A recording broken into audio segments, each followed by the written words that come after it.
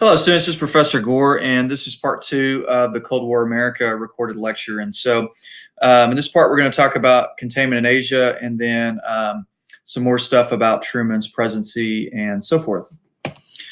So, 1949 was a tough year in American history because you had a couple different things that took place. One, Soviet Union tested their first atomic bomb, which was a couple years sooner than we expected, or the U.S., I should say, expected. And then 1949 was the year that communism succeeded in the Communist Revolution in China. So the Guanyamdang government, led by Chiang Kai-shek, had been fighting a civil war off and on with the communists since the late 1920s. They had driven the communists in the early 1930s on the Long March, where they trekked across huge amounts of land in China. The communist forces, which used guerrilla war tactics, everywhere they went, they paid for things they had. They were really nice to the peasantry. Where Chiang Kai-shek, different parts of his government was corrupt and so forth. And so it's the corruption that puts a bad taste in the Chinese peasants' mouths, and it's the niceness of Mao Zedong's forces before that. Of course, later, Mao and the communist government in China is not going to be near as nice as it was when it was trying to seize power. They had stopped fighting during World War II, when the Japanese ruthlessly invaded all of China in 1937. When the war ended, the communists picked up and tried to defeat Chiang Kai-shek's forces for good, and they're able to do so in 1949. Now, Truman had sent military aid to the U.S. ally of China before this, but it wasn't enough, and Chiang Kai-shek's government flees to Taiwan, and the remnants of that government is still in Taiwan to this day. And ever since then, China has been communist. Now, the next year, things also get tested in Asia with the first proxy war of the Cold War. So this is not a direct conflict, but what happens is after the Soviet Union had invaded North Korea at the last 2 weeks of the war in August of 1945, the communists of Soviet Union did what they did in Eastern Europe. They tried to put in a communist government in place. And so Kim Jong-un ends up becoming the communist leader of North Korea. The UN decided that based on these accords, that North Korea was going to be communist and then South Korea was going to be democratic. So you kind of get the best of both worlds for what they wanted. What ends up happening is North Korea invades South Korea in 1950. Now, it was commonly thought by American foreign policy people that the Soviet Union encouraged this invasion. That certainly is possible.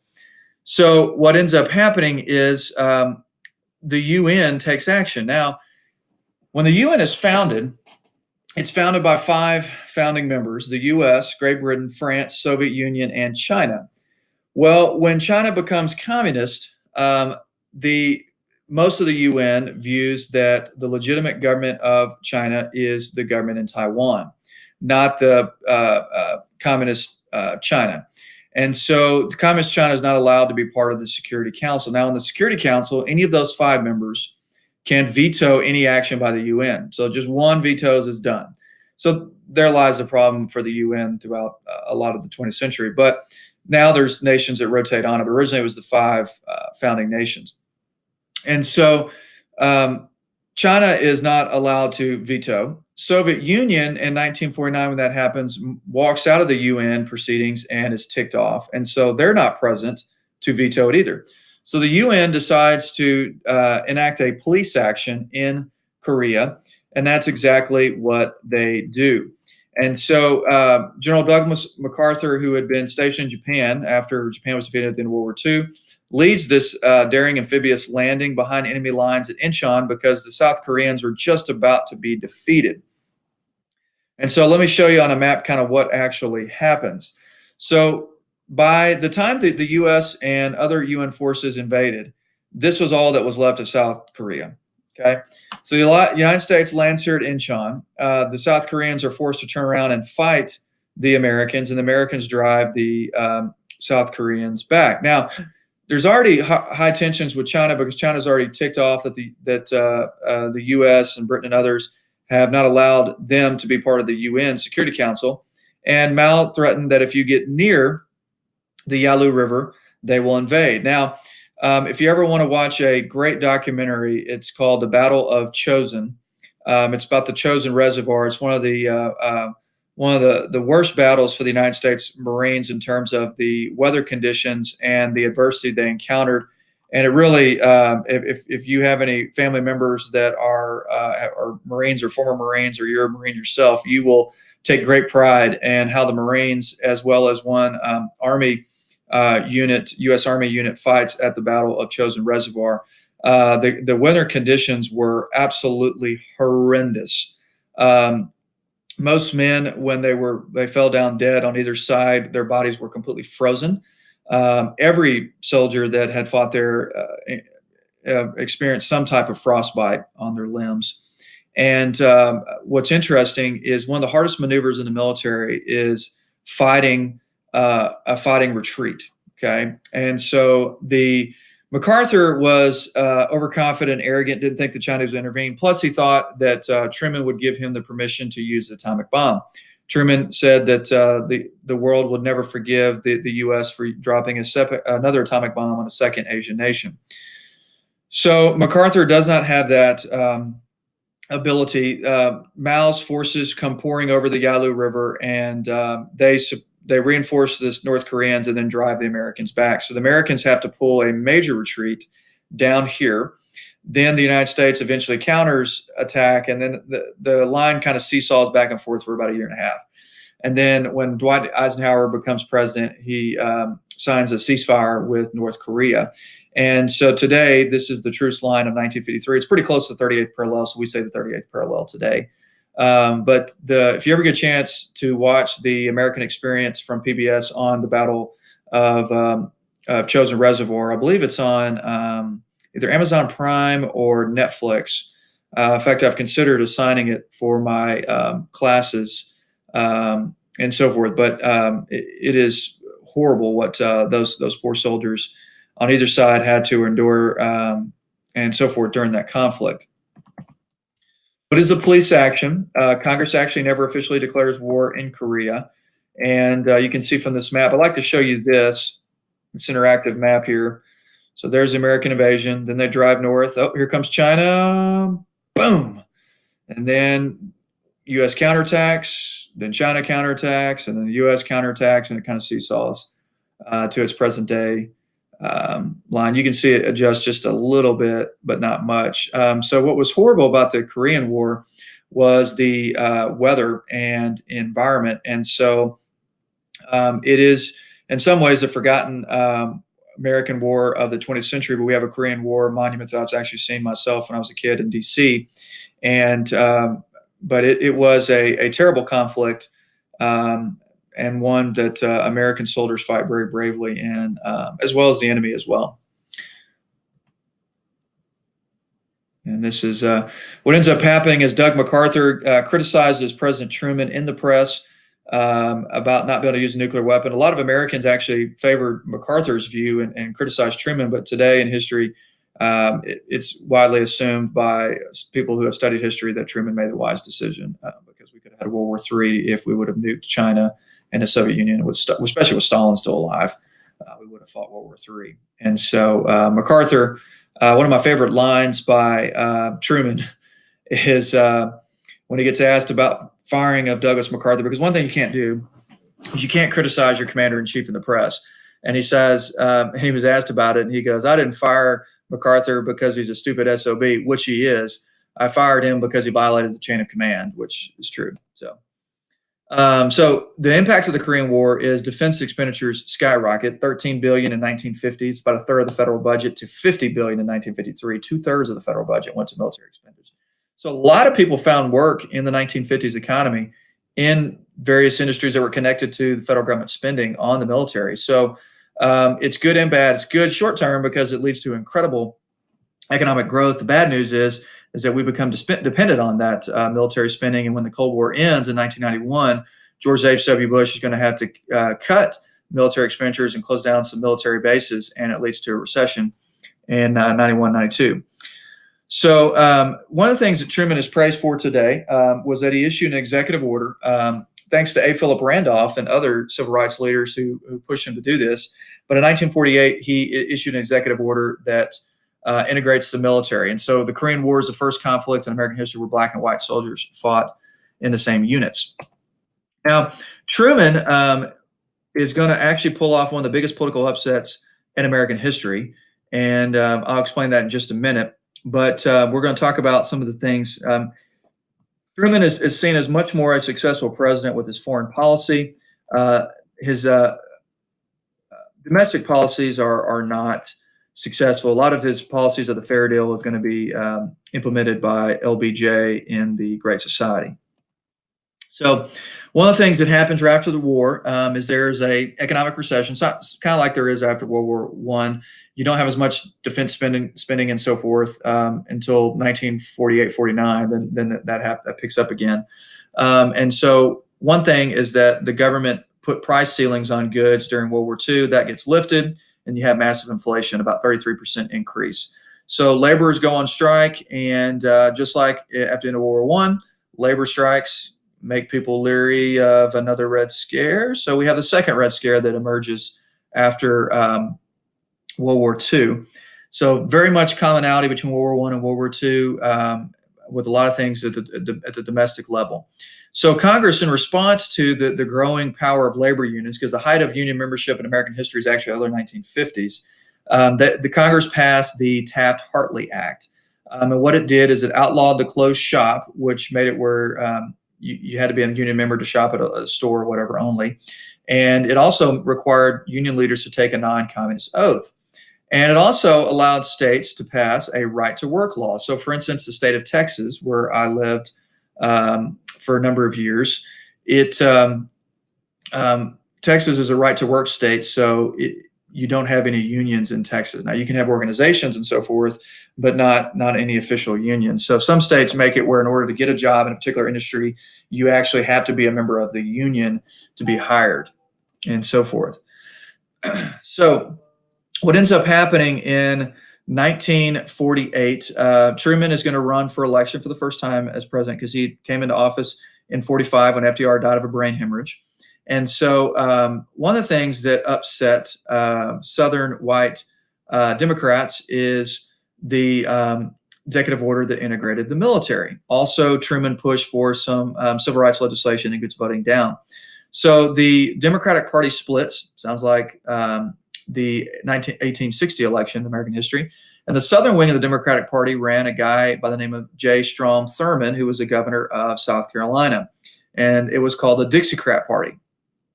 And what ends up happening is the liberal wing of the Democratic Party deserted Truman in favor of Progressive Party leader Henry Wallace. Now, what was crazy is typically in American history, when you have a split in your party, the other party almost always wins. So it was commonly thought that Thomas Dewey was going to win the election easily in 1948. And Truman pulls off arguably the biggest political upset in American history. The only other election that may be as big of an upset was James K. Polk winning in 1844 against Henry Clay. And so, in fact, there was even a newspaper, the Chicago Tribune, that printed that Dewey was going to win even before the election results were tallied. So how in the world does Truman win? The liberal wing of the Democrats broke off and created a Progressive Party candidate. The Southern white Democrats have rallied around J. Strom Thurmond with the Dixiecrat Party. So how in the world does Truman pull off the biggest political upset of the 20th century in American political history at the present level? He wins the working class labor vote. A lot of Truman's Fair Deal, which gets voted down by Congress, favored a lot of blue-collar, average Joe American workers, and they loved him for it. And it's their sweeping votes, whether they were Republican or Democrat, it didn't matter. They voted for Truman, and Truman pulls off a big upset in American history. And this is him smiling with the Chicago Daily Tribune saying that Dewey defeats Truman, which obviously was false. All right, so the Fair Deal, let's go over this form. It's kind of playing on the name of the New Deal like FDR. So it called for national health insurance, okay? That doesn't get passed till President Barack Obama passes it during his time in office. So that obviously does not pass.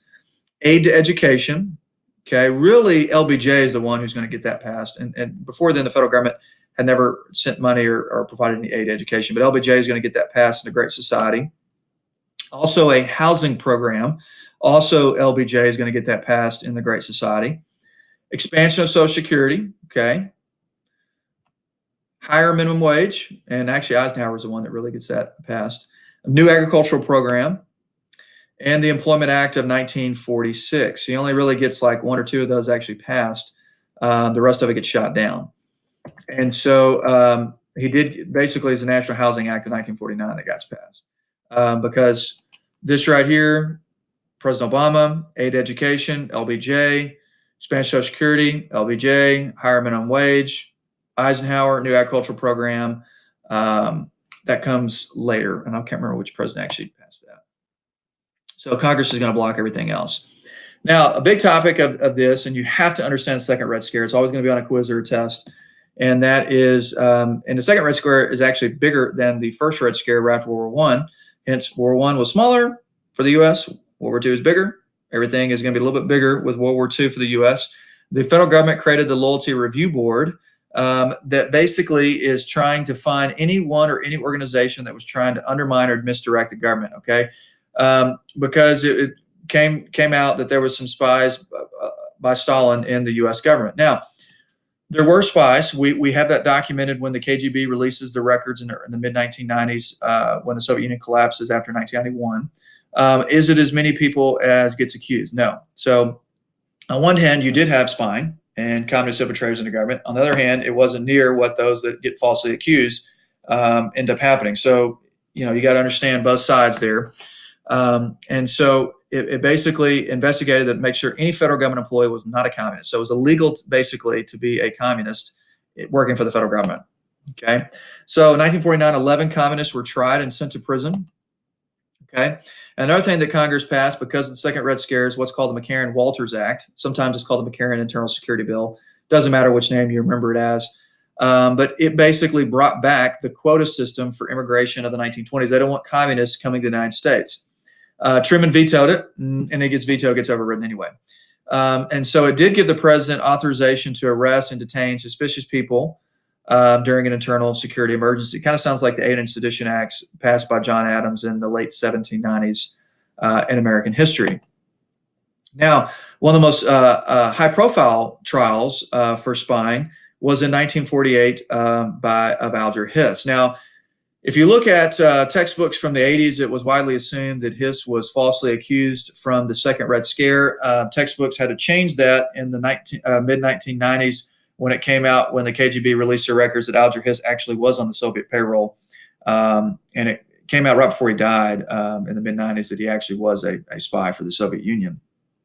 So the House of Un-American Activities Committees, which was actually founded right before World War II, actually really becomes well known in the Second Red Scare. They began investigating him. So he is sent to prison for 4 years. They don't actually convict him of spying or espionage. They actually convict him of perjury. They caught him lying under oath, okay, which he should have actually been sent to espionage when it came out in the 1990s that he actually was a spy for the Soviets. So also Julius and Ethel Rosenberg were members of the Communist Party and worked that leaked nuclear secrets to the Soviet Union during World War II, and they were actually both executed. This is a protest saying that they were targeted because they were Jewish and so forth. It also comes out later that they were actually guilty. And this is them afterwards. Now, the Alger Hiss trial, this is future U.S. President Richard Milhous Nixon going against Alger Hiss, and he was the main young congressman. He actually was World War II vet, like LBJ and Eisenhower as well, that investigated, and Nixon went after him and said he was lying. And Nixon kind of became famous for being an kind of a communist hunter and so forth. So Whittaker Chambers was the guy working the State Department that accused Alger Hiss of espionage, and Nixon was one of the congressmen who primarily investigated him. Okay. Another thing that happened is the House Un-American Activities Committee investigated Hollywood for communist leanings, so forth. There were about 10 Hollywood producers and directors that were members of the Communist Party. They get blacklisted and are not allowed to make any more films. Blacklisted means that nobody would use them or give them money or hire them and so forth. Basically, what happens is that these Hollywood officials get investigated. They refuse to testify, and it's commonly assumed that they were commies. Okay, now it's not illegal to be a communist, but they still investigate them anyway, and some of them get sent to prison. Okay, not exactly that part of the Red Scare. Obviously, was not a shining moment in American history. Also, all three of these organizations expelled workers for being communists. The Congress of Industrial Organization, one of the biggest labor unions in the country, the NAACP, and the National Urban League were African American civil rights groups that also got rid of communists in their organizations. Now, what is infamous in American history, notice I said infamous, not famous, is what happens with Joe McCarthy. Joseph McCarthy was a World War II vet, was a pilot, ends up getting elected to Congress as a senator from the state of Wisconsin, and really was a guy who was hungry for power. And when he was given a speech at the University of West Virginia, he claimed that he had a list of over 200 government officials that were known communist. Okay. Now, did he actually ever have a list? No. He actually, when he gets pressured, he reduces the number. He never really had any specific names. He was using it to gain power. In fact, it's so notorious in American history that we now have a term in the American dictionary for McCarthyism. It means you're trying to destroy or assassinate one's character without evidence, and so forth. And one of the things that his actions lead to kind of a witch hunt in the American government where everybody had a force to sign a loyalty oath. And what was sad is you could have a rival in your workplace who just falsely accuses you. Well, this so-and-so Timmy over there is a commie. Susie over there is a commie. And your careers could be ruined. And he actually even went after Democratic Party officials in Congress. And he's the only person in American history to ever be kicked out of Congress for this ridiculousness. And anyway, but thankfully, a CBS radio guy by the name of Edward Murrow challenged this guy. But really, what was the thing that brought him down was what he accused is the United States Army had communist officials. Okay. Now, U.S. Army, you can say a lot of things about it, but you can't say it's got at that time, had a bunch of communists in it. And the U.S. Army is like, oh, really? Well, why don't we have a nationally televised hearing? And why don't you show us your evidence that the United States Army actually has communists? And the Army, who is not scared to pick a fight, obviously, ends up challenging him on national television over the course of 3 nights. The American public, which now TV is becoming widely popular, more Americans had TVs by this point, watch it at night because it wasn't a whole lot of, only about 3 or 4 channels at that time, and you didn't have much to watch on programming. So Americans turned in, and they realized with these TV hearings that the United States Army exposed McCarthy for who he was, a fraud. And so it ends up leading to his downfall. And this is a political cartoon from that, where he's like, all his evidence is basically destroyed by the U.S. Army attorneys. And so what's happened because of the second Red Scare, congressmen were scared to stand up to him because if you did, they thought you were going to label as a communist. He even accused former Secretary of State George Marshall of being a communist. Okay, now that is just outrageous. Marshall, one of the great Americans of the 20th century, very loyal man, and did a lot of great things for our country during World War II and during Truman's administration. The Marshall Plan, he made a lot of things, but a communist is not one of them. And so forth. And when Eisenhower comes into office, Eisenhower, of all people, if he would have stood up to him right off the bat, McCarthy would have been discredited because Eisenhower was probably one of the most popular Americans at that time as a war hero of World War II. Nobody's going to question if Eisenhower was a communist sympathizer. And so basically, the Army exposed him as a fraud, and he gets banished from Congress, and he ends up dying about 3 or 4 years later of hepatitis caused by his alcoholism. And he gets brought down in American history. But unfortunately, people lost their elections and some of their careers because of this guy.